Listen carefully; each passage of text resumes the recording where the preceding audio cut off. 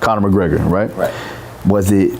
Now a lot of people have been saying that it was from accumulation of hits and stuff like that. We can go into that. Right. It was a tib-fib fracture. Correct. Was it? It was distal, right? Distal tib. Distal means farther down towards the foot. Yep. So we know. So what we know is, and I actually got a text. I got a text message from TMZ the following day, and they said, "Okay, this is what we know. Can you kind of read this report and just make sure the wording is right?" Like from an orthopedist, and said, "Been working with TMZ on some stuff." Yeah. And so it was confirmed that he did have a distal tib fib, and that he got a tibial nail.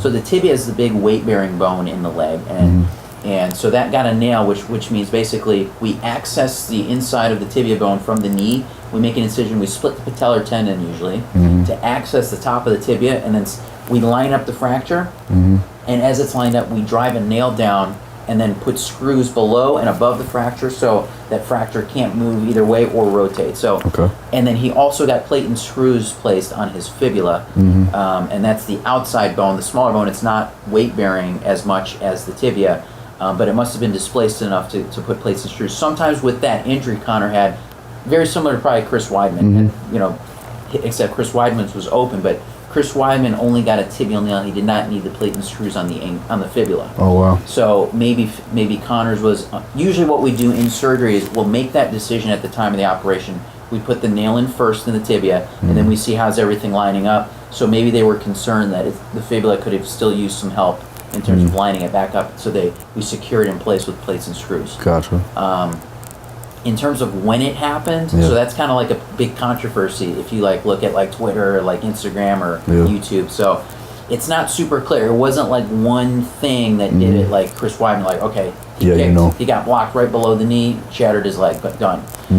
With Conor, there wasn't anything super obvious, At first they thought there was one kick that maybe Dustin checked on his knee, but that looks like Conor hit him with his foot, not so much his shin. So I don't think the energy would have transferred up towards that.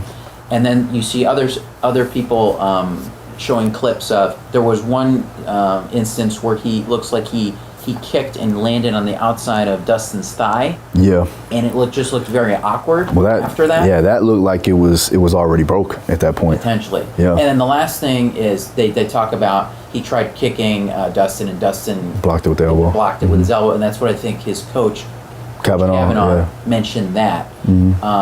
But none of them I would say are the most routine, I guess the most what we would expect to cause that. So maybe there was an accumulation of all three. I don't know if it's super clear. Yeah, it was kind of weird because when I was seeing it, because where I was situated, I couldn't really see anything because of the post. Right.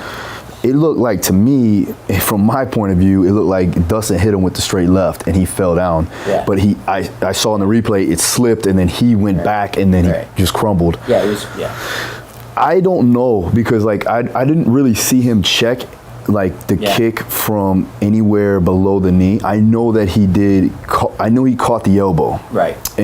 But I don't know if that was the main cause. But then you look at the footage of him kicking the back of the leg and it almost wrapping around his leg so awkwardly, and that's exactly when it went back, and then that's when it rolled on him.